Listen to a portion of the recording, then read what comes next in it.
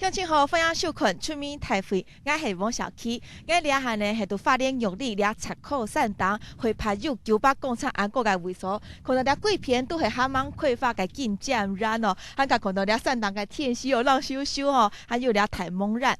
其实俩台湾呢，都民国差不多48年，因为该台湾该时节87水灾该灾民都假意四半铺，用判散过量对到东铺嘅插口散都亏钱咯，用总进占有到俩下都占有60年。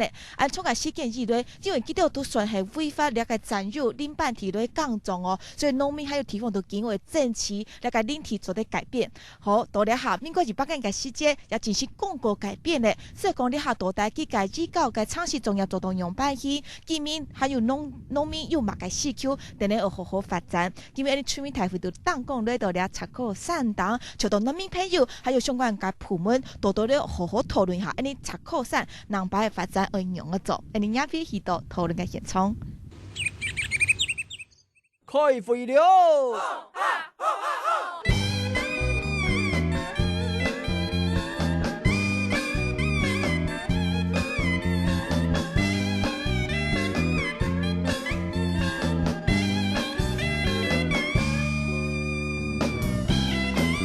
大家都天天讲跳，来到了下，你出面台会开会讨论嘅现场哦。了大部就是插口散，你系度嗲插口散嘅农民，平常时呢，记得讲总有些困嘅位所，了解到了室内哈，来这个空间地图来开讲哦。好，你哋下眼批为大家稍介基本的参加嘅题片里边哦，第一位你稍介看到系花莲林气管理处嘅副处长黄丽萍黄副处长，早安。各位乡亲早安，大家好。欢迎副处长，第二位里边呢，你稍介系国山署北区分署嘅花莲磐石处嘅主任吴泰坤吴主任，早安。各位乡亲，大家早安，大家好。欢迎第三位里边呢，你稍介系花莲染金福农业处嘅处长钟启超钟处长早。大家乡亲，大家早。欢迎处长，还介第四位里边呢，稍介系你有力境界大家总钟德进钟进总早。各位乡亲，大家好。欢迎四位里边都老你强下对关心讨论你有力插口上介位了哦。现场也看到安多个乡亲唔讲今日天气安朗，大家都来到现场，也请我们现场的赤科山农民也跟我们全国的乡亲朋友大家问好一下，早安。好。讲到了插口散，佢嘅讲中历史渐有60栋安久咧哦，到底了个为所嘅发展还有佢嘅现况。你做得用个期待咯，你先跳过一段样片，再过来好好你根本应该开工讨论。3月份到插口散很有调人，贵片天然提醒个个代嘅进展人长落配说等人睇，可能过去抢悠悠儿就像系发布强弱互相安讲。不过明明系种进展，用儿问作插口散咯。因为当初这里那个刺棵树非常多嘛。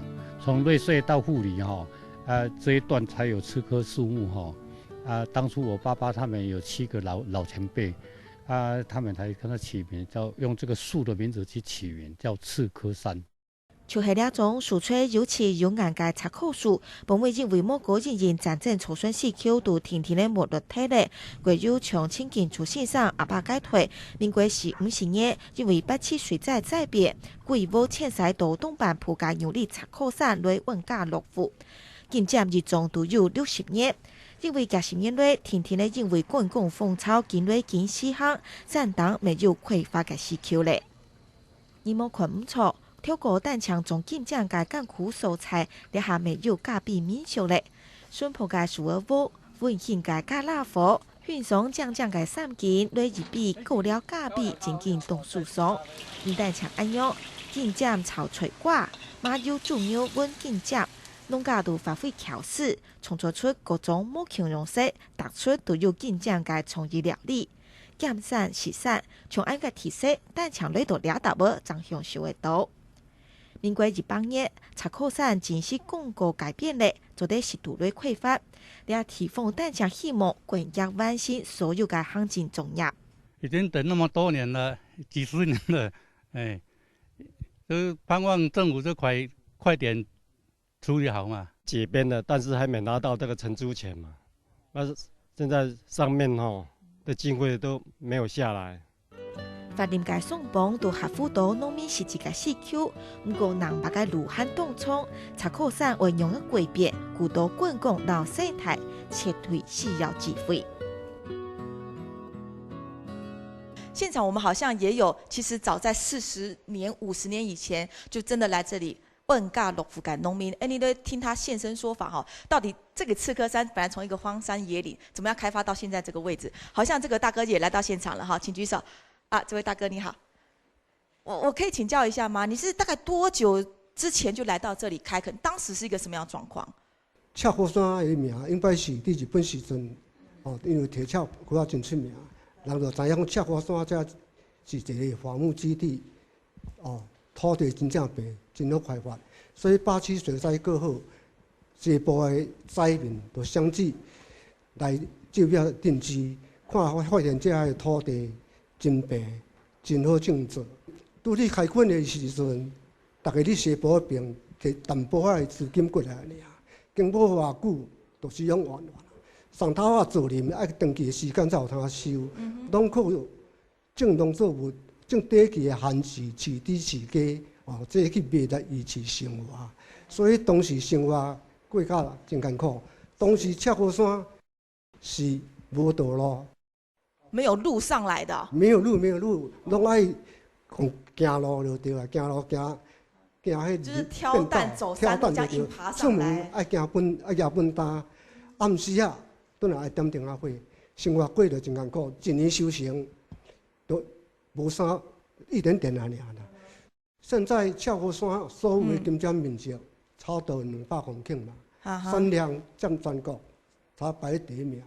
是全台湾所以就是1是你们这些农民辛苦把这金针种出来。好，谢谢。接下来恭喜哈，在赤科山的农民，他们就是胼手知足，从一开始一般的荒山野岭做到现在，才有这样全国第1的金针产量这样的成绩。不过呢，也知道说这一块地方，其实呢，过去其实是林班地，林班地就要符合造林的原则，它没有办法耕作，所以其实那么多年来，地方都一直有一个需求，一个呼唤，希望它可以真正的活化利用。我们这边也请到说，我们玉里的证明代表要走对到，你讲一下，郑代会这边是怎么样一直努力向上反映，说真的有解编的需求啊。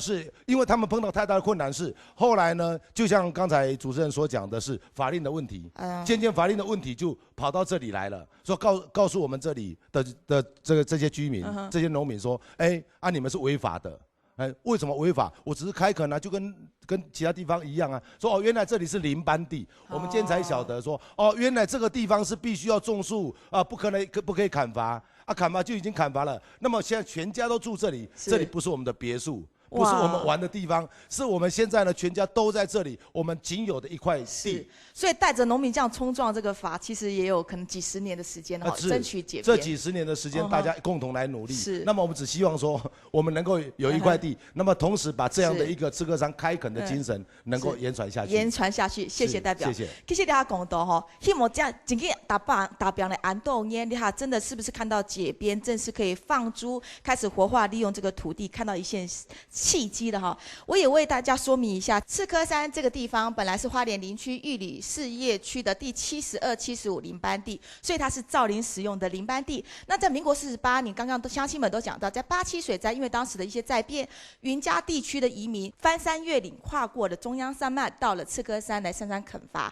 在那个时候呢，可能也就是因为山坡地、林地滥垦太严重的情况，所以在民国58年的时候，就颁布了国有林的事业区内滥垦地的清理计划。当时赤科山就在内而受到清查，也就是说开始要管制这些滥垦的作为了哈。当时花莲的林管处呢，就跟我们的赤科山农民签造了造林契约，是依照租地造林的管理办法来管理。也就是说，这个地方一定得造林，才能够维持继续签下去租约的这个可能性。那赤科山种金针做休闲农业，其实说起来是一种违法的不得已，因为光是造林可能没有办法落实，吃不了饭哈，吃不饱肚子，所以这种权益措施数十年来，农民跟地方都在积极的寻找林班地解编的途径。那这么多的努力，是一步一步的在 try 在试。好，在民国100年的时候，农委会行政院就正式公告解编了。所谓的解编呢，就是林班地已经是变成过去的历史，现在变成是3波的农牧用地，可以继续有耕作的开发的行为哈。那在解除林地之后，就不受到森林法造林的限制，土地就要拨交给国有财产署来放租给农民耕作。昆东安用改流畅，其实昆东你查课上经过了10年改达标，多了哈了基本危机，总算得到正式解编这样一个公告。那接下来是什么样的程序，才可以将这批土地真的再交到我们的农民手上，做更多活化的利用？两问题应该先为强问农业处嘅初衷。倘讲该东西也系因发展染情服对那个查课上，就是个算是一个开发的构想、开发的需求，都大家嘛个给望，掌为来支撑这样的一个解编案，可以正式的做政策性的解编，将来的活化呢？过去我们63赤科山的部分，为什么来这边做？就是过去在日据时代的时候，这边已经被开垦很多，是开垦以后被伐木以后就非常平坦，所以他们来这边种植，经过了50几年，所以他们整个家当、整个生计都在这边、这边来谋生。但是在几年当中，我们种植那么多的金针，还包括其他的茶啦、其他作物。但是我们在包括我们改良场、我们地方的农会，包括我们的政工所，要辅导他们，把它加入转型或者辅导他们，都没有办法获得法源，因为土地毕竟是不合法，要加入产家班什么都不行。我们县政府这基于此，我们就把它提出来。重点是说这个区域不会影响集水区的范围。是。我们这里没有自来水的这集水区。第二个，我们灌溉的这使用的水路只有高寮圳跟旧田圳。我们长期的40年来的观察观测，这次水量都非常稳定的，所以基于这个水的保持，跟没有破坏这个土石流的这个疑虑，所以我们县政府同意解编。所以它的这个该垦用地跟这个国土保安其实没有那么完全对立，它是可以比较宜农的哈。原来是这样。那警总爱会抢门，丢好你处中公多，丢狗认为他于法无据，切身为民，警禁动都改自念，弄唔到俩打不俩系警禁干嘛？就是因为我们这几年来，碰到这样的一个困境，所以呢，在我们的这个前任的镇长，也就是现任的议员潘富明潘议员的时代，他担任镇长的时候，那么在那次的居民的一个反应里面呢，他就开始了着手在整个赤科山的这个解编的这个计划，有了一个这个计划的蓝本。那么蓝本原先的取向的单位是希望就是。当初是希望仲管处来帮我们做一个协助跟解编，但是因为碰到一些法令上的一个法条上的问题，后来呢转了在谢县长的时代，就请了农业局，那时候杜局长在。那原先是希望说，不然我们就朝这个解编成为公园方式。但是解编成公园的方式的话，我们的居民又没有办法拿到土地的所有权，那我们就没有办法在上面耕作，因为它会像美仑山现在美仑公园的问题，还是受限制。所以最后回到了这个观光局，当时的就是县政府的观光局，然后请这个那时候的行政院的秘书长刘玉山先生，用政策性解编的方式。让我们可以有机会把这块宜农的地可以解编的话，到了我们的国有财产局，让我们的居民可以正式合法来承租。那这样的话，我们不但是公共的这个设施，或是这个道路等等，那我们相关的单位就有这个名目可以来帮我们做协助，甚至于我们在这个耕作的这个合法权上，也就有了这样的一个正式合法。所以这一路过来真的是非常辛苦，一路过来真的是非常辛苦哦。现在正式解编，好像就是面临开始一个新的明天要马上开启了哦，很多的发展，很多的建设，还有相关软硬体的措施，可以慢慢进到这个地方来。你来看到吼，你查考上改变，其实呢，到日邦应该时间已经正式公告了。看看底下呢，到底它现在进展的程度是怎么样呢？我们来看一下这张图哦。我们看到这个这就是赤科山哈，这里呢是赤科山的本部，这里呢是竹林区。那它总共的面积都是已经是列定要解编的范围。大家乡亲朋友看到这个黄色一块一块的，就是一笔一笔的土地哦，这么多哦。所以我们看到说，这次的赤科山的整个解编呢，是核定这所谓的宜农区适宜农作的地区呢，来给予解编的土地，总共有684笔。大家看到哈，这一点点就总共有684笔，面积是394公顷，将近400公顷这么大的一个面积。不过现在是公告确定解编了，但是这整批土地也不能说一股脑儿的，现在就由林务局解编之后就交给我们的国有财产署，好像要针对它解编范围内的土地分区使用来给予认定，所以叫一批一批分期分区的拨交啦。现在的程度进展好像是这样。那我们看到呢，在总共684笔的这个土地里面呢，其中有7笔是相对比较单纯的，也就是所谓是公共设施的用地，包括丙种建地啦、道路用地、水利用地，这些可能交给国产署，它也不能放租给农民啦，因为它是属于公共建设，所以呢是想把它分割出来、拨交出来，总共有7笔。那剩下这个你超过90%，677笔的这个农牧用地又要分，有道路的呢有117笔，无道路的呢有498笔。这无道路的农牧用地相对来讲就是单纯只是重金征的，那也就是说最迫切需要得到解编正式放作就是这些土地啦。不过呢，我们要问一下，就是说那个我们的林务局的，我们想请问一下副处长，目前我们看起来这些土地这么大的一个面积要切块。好，要做处理，要分割。那目前我们这个进展程序已经公告解编，其实现在103年，已经过了3年，现在进展的程序大概进度到哪里？那对乡亲这么长远的一个期待哈，我们也希望是给我们乡亲一个满意的答复。所以呢，在作业的一个进展上，我们希望是用最快的方式来帮乡亲服务哈。因此呢，选择比较在进行的程序上，或者是文件的准备上没有争议的，或者是没有什么困难的，可以先做的，我们就先做哈。是没有困难、没有争议的，是指这498笔相对单纯的现在的现耕地先拨交出去吗？哦，不是这样子，不是这样、因为我们自己内部哈，同仁他有讨论了一些，就是说在准备文件上比较可以快速的，譬如说有一些闲置空地的，闲置空地的，闲置空地，或者是原来跟我们有租约关系的，那租约关系因为已经到期了，可是没有换约，但是至少可以证明他早年就在这个地方耕作使用了。那这一部分只要用租约可以证明的，那我们可以先报林务局，呈报财政部。可以核定，我们已经有第一批这样出去的吗？对，我们林务局已经报林务局出去的哈，一共在林管处这边有35笔，再加35笔，再加上1笔我们的丙种建筑用地哈，也就是我们的暂准建地的租约的，一共有36笔。目前这36笔已经报到林务局去了。不过这比例偏小哈，因为事实上它680几笔，那其他大部分8、9成的那些呢？是，那我再跟乡亲做一个报告哈。另外我们整个作业的一个进展的方式呢，我们把全部这个打算要移交出去的，我们把它分成5大类哈。那我一一的来向各位乡亲报告哈。第一大类就是刚刚我所报告的，是属于闲置空地那种可以快速处理的，先把它提报上去。只要林务局核定下来了，下一个对象呢，我们就会移交给国有财产署，请他们去接管。是，这个批次呢是算是最快速可以进展，而且很快就可以实现的哈。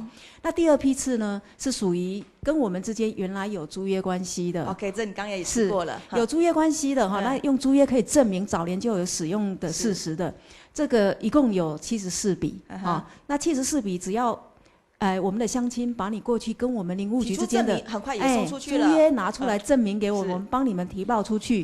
那这一共有74笔。是的，那接下来呢？那第3种对象呢，就是跟我们之间可能从来都没有订过约。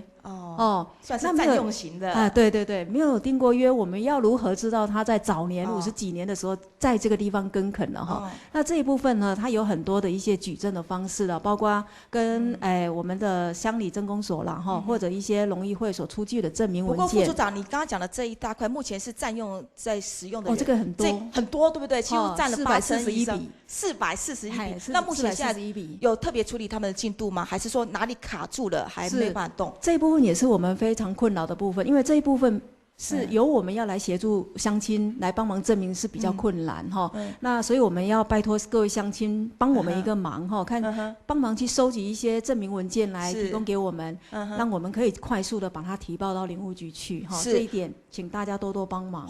刚刚我们副处长讲有租约证明，这好办。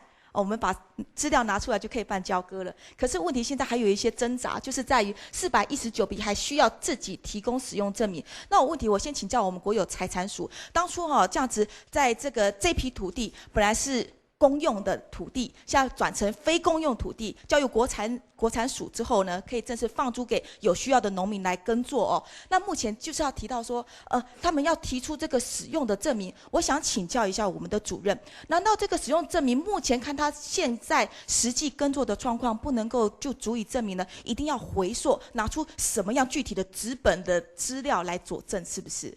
基本上来讲，因为我刚刚这个里面大概会上大概有几个问题可能要厘清一下，说，这个地假如说是国产署接管进来，假如说林务局本身你有一个租约在的部分，没有违约，还是在租约期限内，基本上我们以约换约，国产署我们就直接就给他了，是啊，其他不都是新生租？那这新生租啊，在我们的国有耕地放租实施办法有规定，它所谓的一个生租的一个条件，比如说是土地啊。没有不得放租之情事。以现在这个案子来讲啊，目前这个土地已经山坡地保护区农牧用地已经编了，然后林班地已经解编了，这基本上在农牧用地来讲就不会有所谓的超限利用问题。因为去年12月25号修了一个国有耕地放租实施办法，把那个高中地海拔拿掉。基本上这个最大的卡拉这个问题，现在目前基本上已经解了。那另外一个要件在是说这个土地啊是要符合这个可以放租的一个要件。放租要件就是说我们有分6个顺序。那第一个顺序是民国82年7月21号以前，你所有暂耕的一个状态。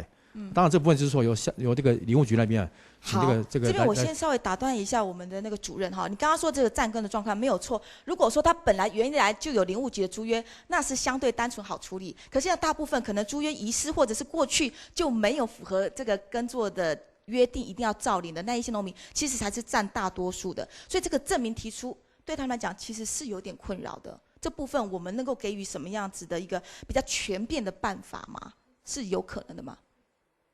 这个我在想了，我有考虑过了哈。这个地呢，因为这个它毕竟不是暂建房子在的话，可以很快时间证明。对。暂耕的话是比较难以证明，因为暂耕的话，我们现在这个放出办法，比如说村里长一个证明，说这个什么有个证明，然后我们再去公告，看有征询意义是不是有没有什么问题。对。当然这部分可能也许比较麻烦一点了。当然这部分假如说。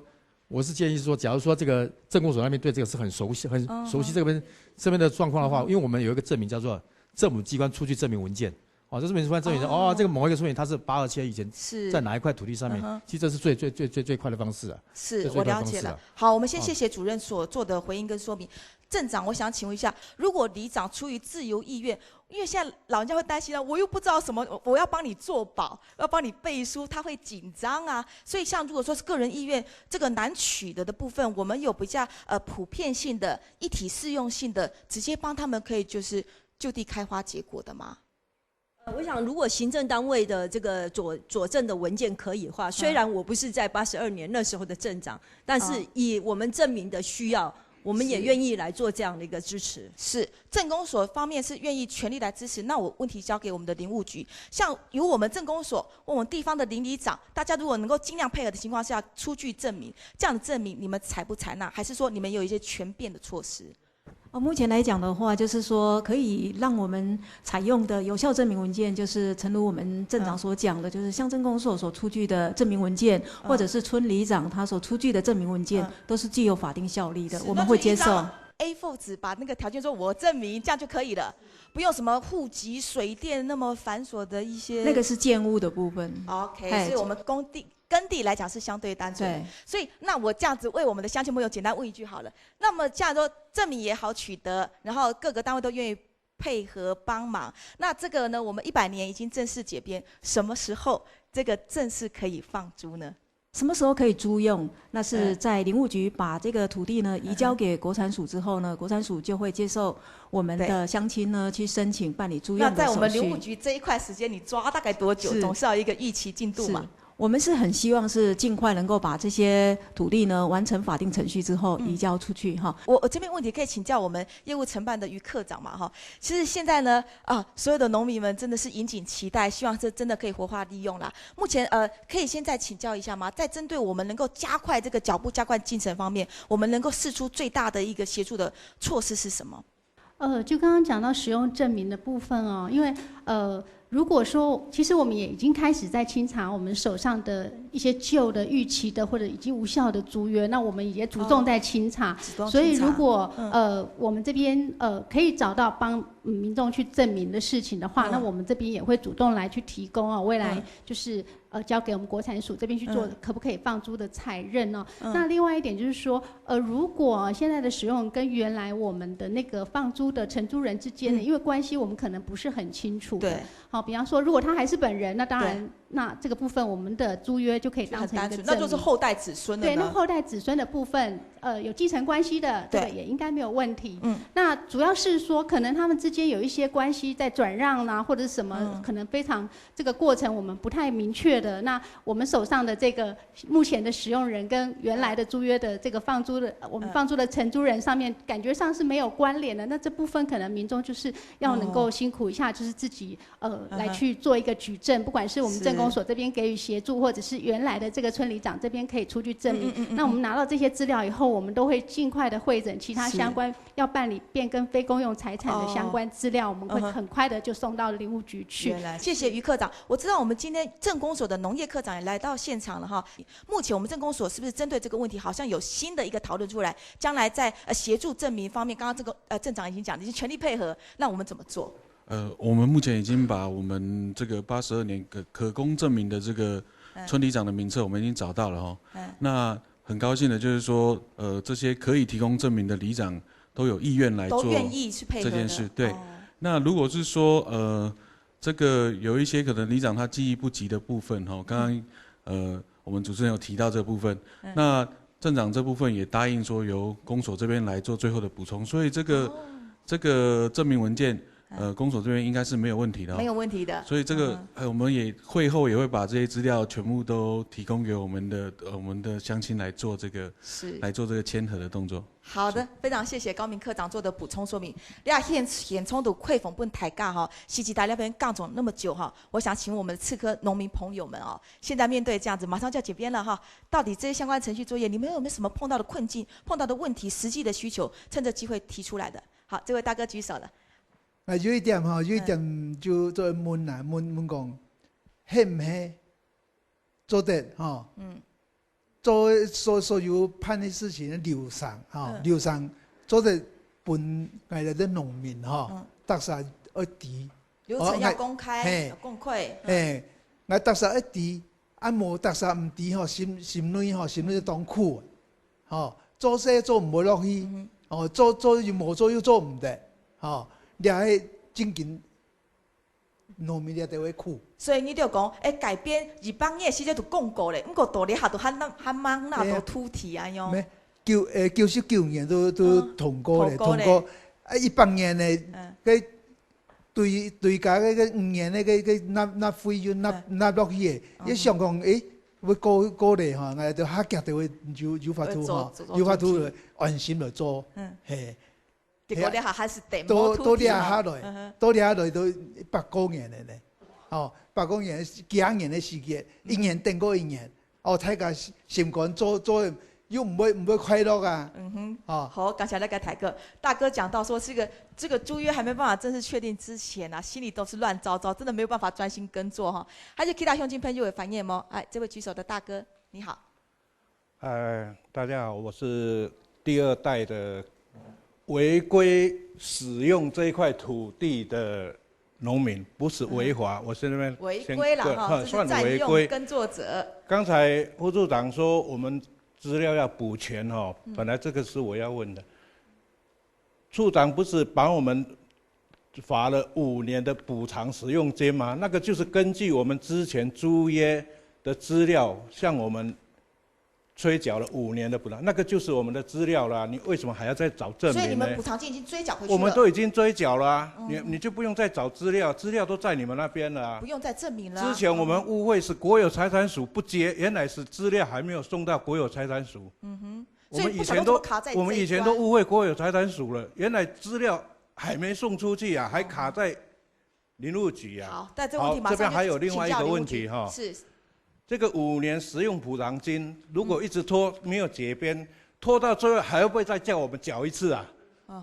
贷款来的嘞，缴掉多少钱啊？这个大家私底下有在聊了哈，要请这个长官能帮我们呢解答一下。他就去大概向金片就狗尾反应了吗？这位大哥。但是我想说，这个动作能够再快一点，不然的话，就是说，像我们百姓居民都不知道说，像如果说解编完成以后成为山坡地的农牧用地，那的费用是多少钱？我们要补偿缴交给国有财产局。这个现象有没有？我们大概我们上居民都不太了解。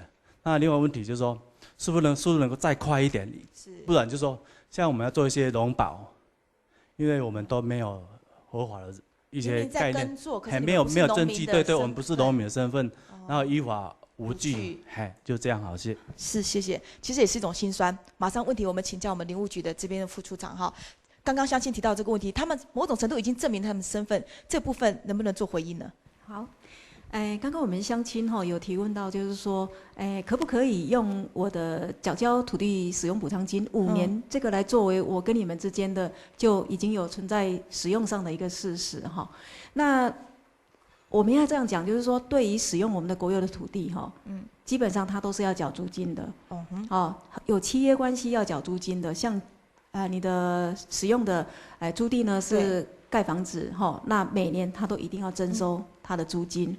那农业使用的话，如果是造林木的话，是在伐采的时候就你要部分分收交给政府那另外在这个赤科山里面呢，有一些我们的乡亲，他跟林务局是没有这个租约关系那没有租约关系，跟这些使用人呢，他所收的钱呢，那个不叫租金。也就是说，对于过去我的土地已经被你使用了，那可是呢，我一定要向你主张你的使用费所以我对过去呢已经使用的部分呢，我来向你收一些使用费。好，这是我们副处长回应。我们乡亲朋友听到这样回应，有没有其他的疑问要提出来的？请举手补充发言。好，我们先请这位，再请这位大哥。我想说，我真正从事农业已经真的很久了结果什么身份也没有。你说是劳工吗？也不是，我真正是从事农业，也不是公务人员但是说如果说要办一些所谓你们政府说有什么德政，结果我们的农民是得不到的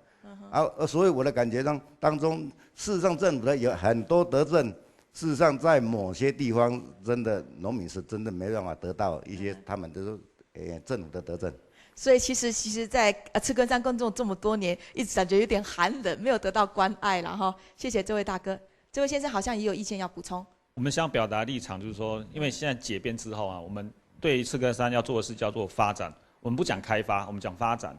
那发展来讲的话，我们就会有很多政府的单位来对我们做一些施予关怀那比如说像水保局有很多的计划，那都是对我们的农村在提升。那农村的提升，基本上一定会有一些基础的一些基本的设施，那是需要做改善的。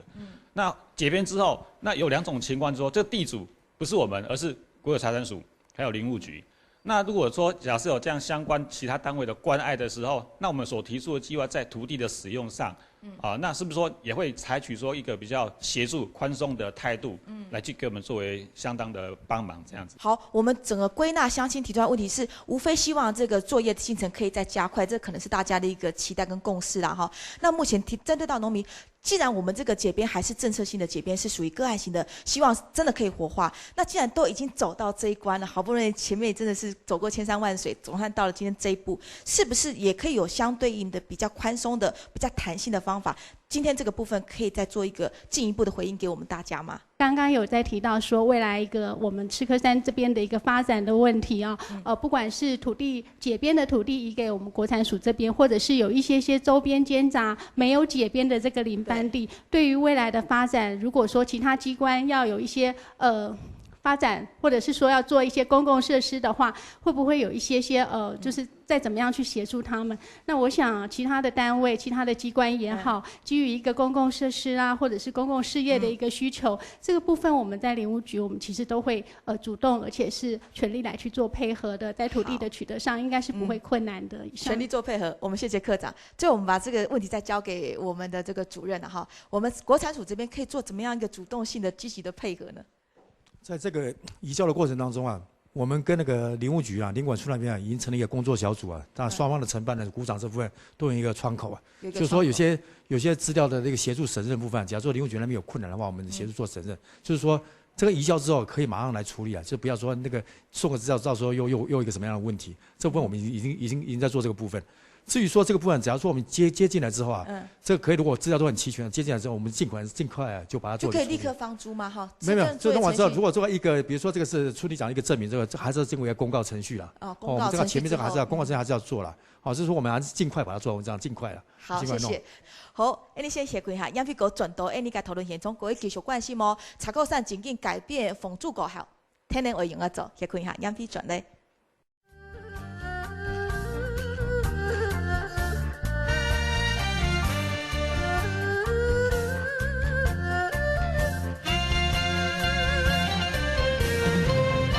心头冰强松慢慢来，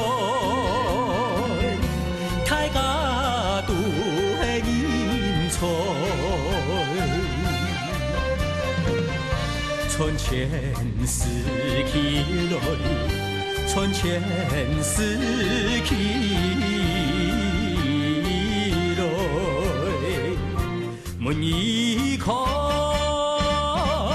千秋滚滚来，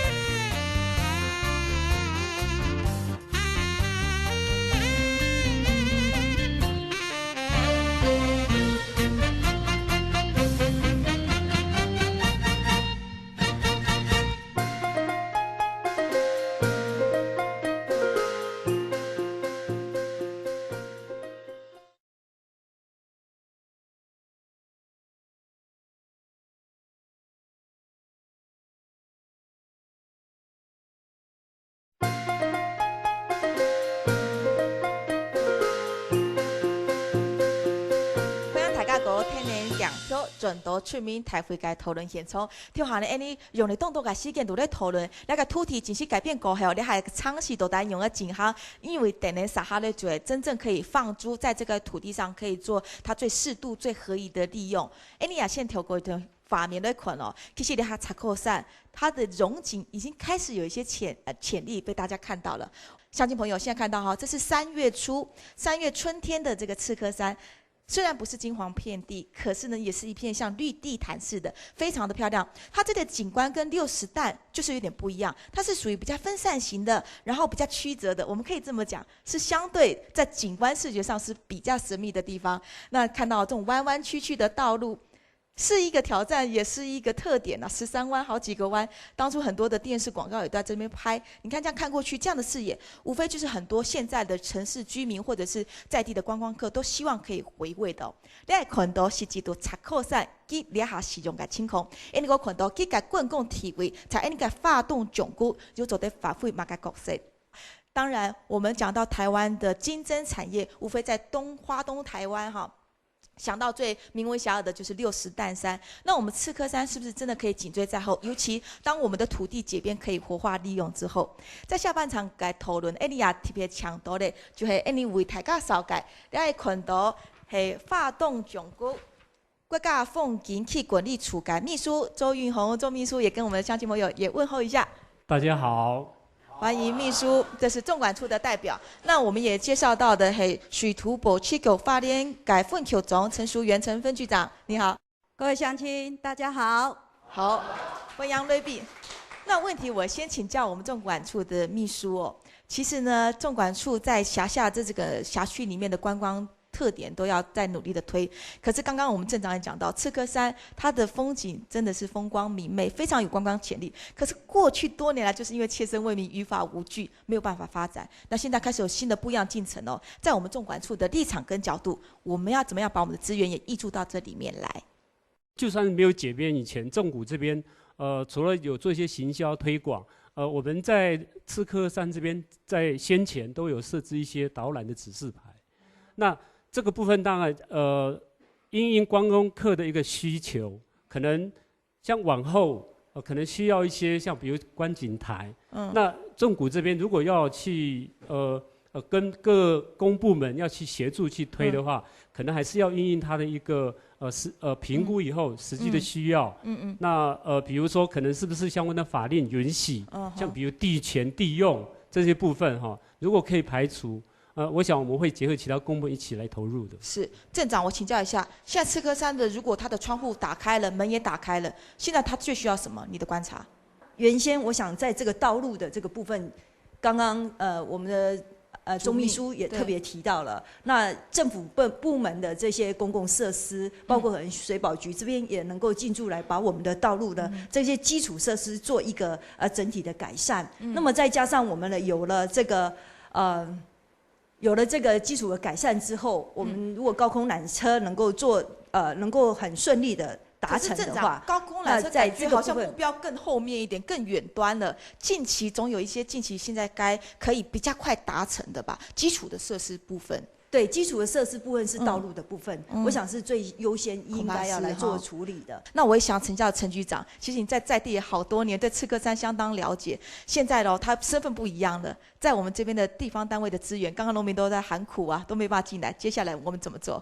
那目前这个道路的话，在我们水保局可以执行的是属于农路哈。那农路的话，它属于是说既有道路的改善，就是安全设施的一个改善，那也没有办法拓宽，也没有办法新辟，可能就是原地把它修缮得更好。不过事实上，我们上来录影的时候，有好多的弯处，它可能有些路基都有点坍塌，周边的护栏也有一些毁损，这部分是如果我们经费下来的时候哈，那我们就会跟地方来配合，依照轻重缓急来执行。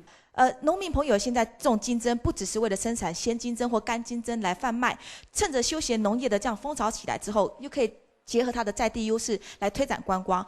对于县政府还有其他相关单位，你们所谓的流花补助，是不是有符合到农民的期待？也希望可以真的争取解边开放观光，也真的带来一些收益。现在的政府的一些作为跟措施，符合大家期待了吗？用心朋友有什么想法或者是建议要趁现在提出来了？我们也把时间开放给现场的农民朋友，请举手。好，那位举手的现在解边之后，希望政府能帮我们做一些基础的建设，像我们的饮用水一般在观光季的时候非常缺乏，然后希望政府能帮我们做一个简易的自来水，还有我们现在像我们的电线在拍照的电缆线，对，拍照的时候都会相片上面都有几条线，有视觉障碍。对，希望能可以的话就帮我们做地下化的工程这样。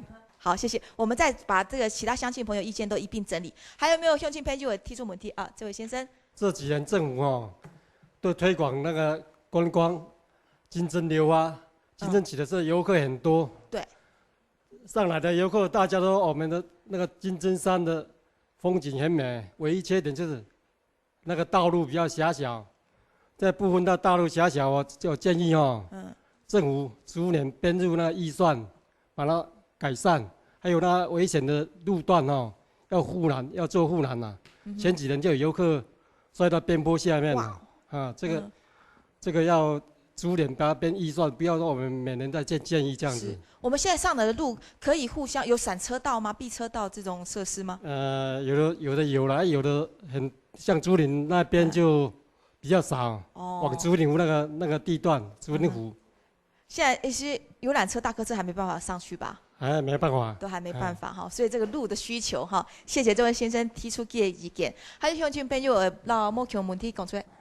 那刚刚有提到那个土地的问题，在82年以前，你如果出具证明，我们会就是各单位会帮我们尽速处理。那尽速的时间到底是什么时候？进度可不可以给我们？如果说有各方面的进度进展的时候，是不是可以开一个说明会，告诉我们？因为不会让我们在那里傻傻的等，一直等这样。对，还有一个就是，既然82年以前出具土地证明是就是可以的时候，那房屋的问题怎么办？因为当时我们在这边耕种的时候，因为地利太远。所以我们必须要盖个小农舍来居住。那据我了解，就是说在这个土地的部分，在国产署的部分，因为你是非法的建筑物，它不拨交的时候会有一些难度。那因为我们要走观光的路线，那一定要有房舍居住，那这个房子的问题又怎么解决呢？好，谢谢。待会就将你的问题拿来请教来宾。好，还有乡亲朋友有开始吗？啊，这位先生。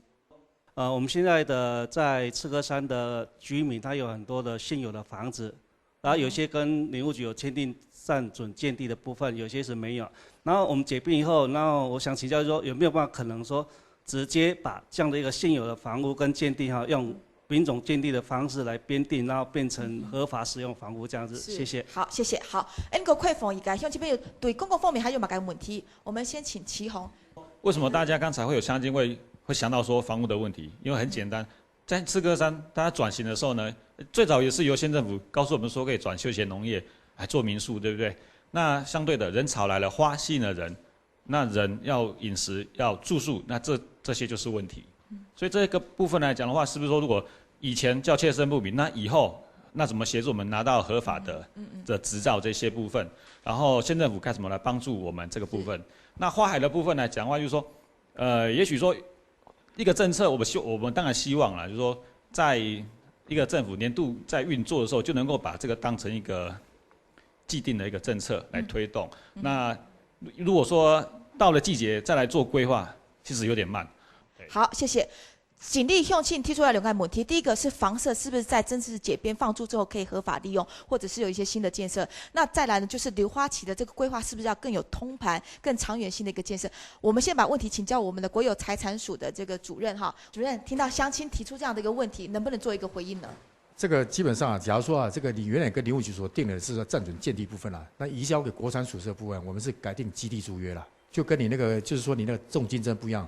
竞争这边我们定耕地租约，两个性质是不一样的。至于这基地租约这个部分就是说你这个，比如说你现在变丙种建筑用地，当然我们这个定一个基地租约给你，将来你可能就是马上碰到一个问题，说你这个房子是不是要做个新建、增建、改建、修建？当然这依照我们那个租约部分去约定。当然我们这部分有一定的规定了，符合什么要求，我们是可以发这样同意书给你。但是发同意书给你之后当然你要向目的事业主管这边去申请。把您这个部分看你要改，比如说这个地适用可以改到什么样的形状，要依照那个来。至于刚刚讲的耕地部分，比如说你在耕地上你要做任何东西，当然要符合耕地的约定。以目前我们国产署目前的租约来讲耕地的上你比如说要做一个容许使用，比如说你要做网棚，甚至于说你要做一个简易的公寮这个部分，这部分我们都有约定。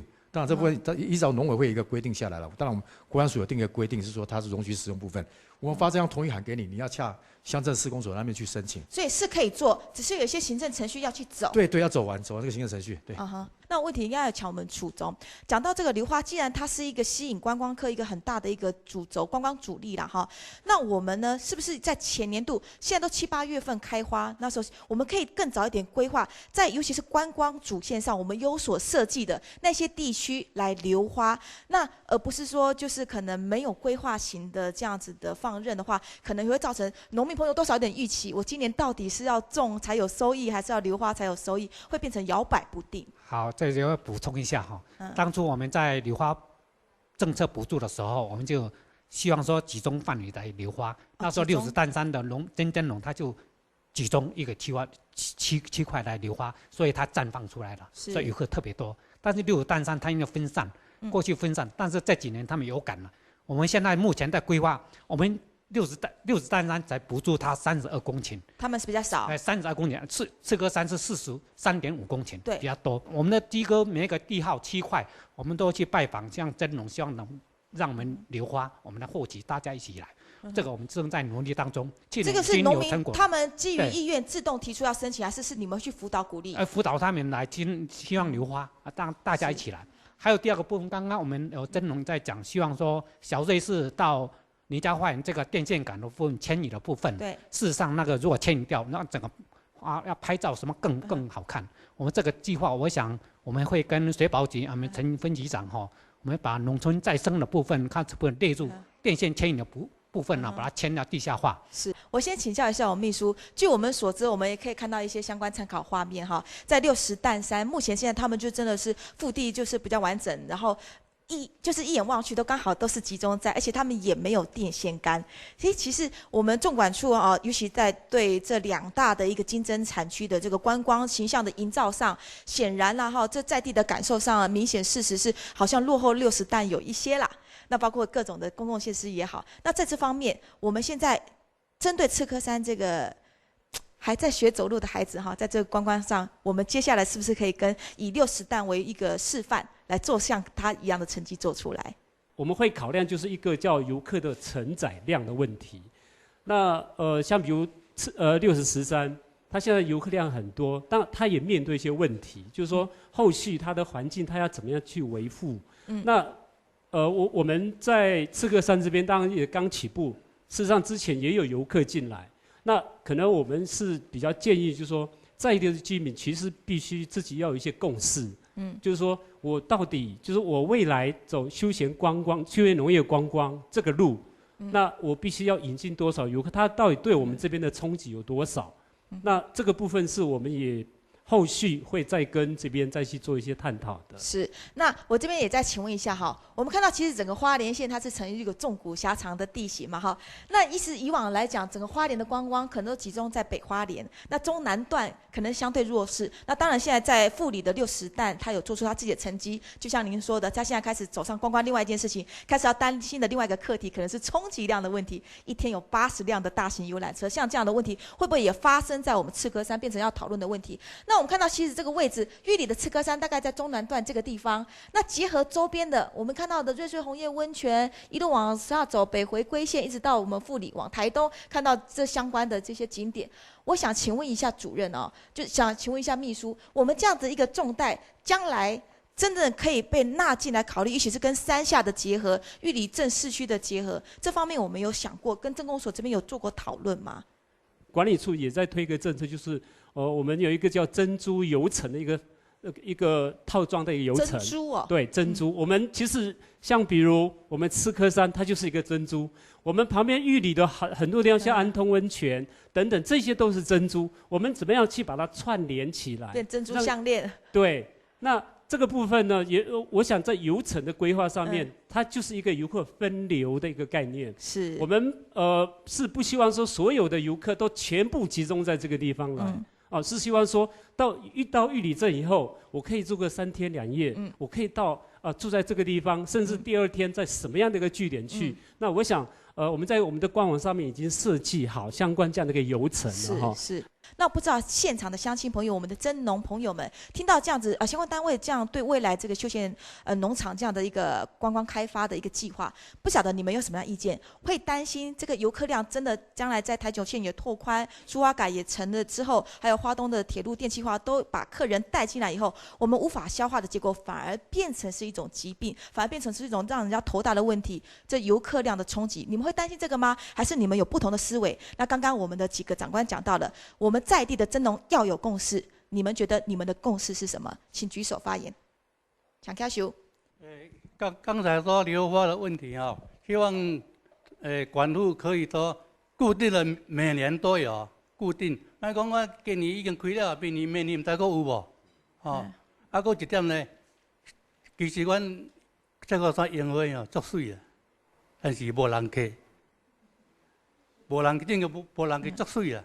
要把客人吸引上来。希望管路会当通过媒体来广告安尼让阮遮久有观光的发展。多需要一点广告。好，还有乡亲朋友反映吗？我们请那个于代表。我希望能够多建立几处多角化的广场。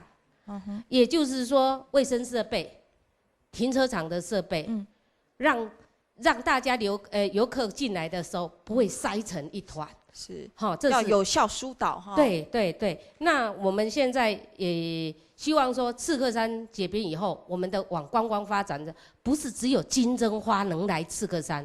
我希望我们的镇公所或者说我们有一些大型的活动都来我们这边举办，因为现在最夯的就是脚踏车挑战赛，我们可以在赤科山耐力赛骑上来。对对对对对，再来就是自由行的背包客，这些我们都能吸引过来了哈。那刚刚我们提到的是路灯，我们希望地下化。那我希望说我们可以整体规划用意象的路灯来代表我们这边。我期望我们赤科山这边的观光能带起来。所以乡民们的意见，希望道路的修缮能够完备，那这个路灯能够有意象化，有一些形象化的招牌，电线也要地下化，视觉干净美观。那我们的流花区呢，要能够集中，既要集中又要分散，把游客可以带来，而且可以弯弯曲曲的带到深入的每一个点。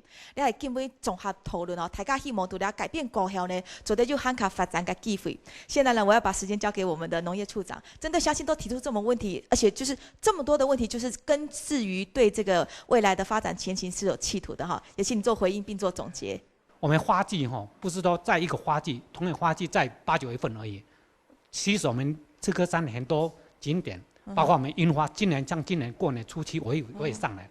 我去年一共来赤科山8趟。所以我也想说，我们未来赤科山要怎么发展？它樱花现在目前的樱花跟未来我们怎么补植它？全年度都要有观光点这样。对，让每一个花季都不同这是我们要去克服的。我们要好好的努力。我们谢谢县政府的发言，那我们请总管处做结论并回应。那管理处这边呢，我们除了就是说观光服务设施，会跟相关单位一起来去做一个配套去协助以外那当然就是说它的游程行销。这个部分我想管理处要推出去对，那这个部分我们会努力的好，谢谢。那我们把时间交给我们的分局长。今年我们在我们县府这边也有编列这个农路的修缮经费，那县长对我们这个地方也是相当的重视。我想说，开始做了，中央、地方一起来努力，来解决地方的问题。好，是公私协力。谢谢镇长。我听说你的愿望之一就是要把赤科山做好，你的结论？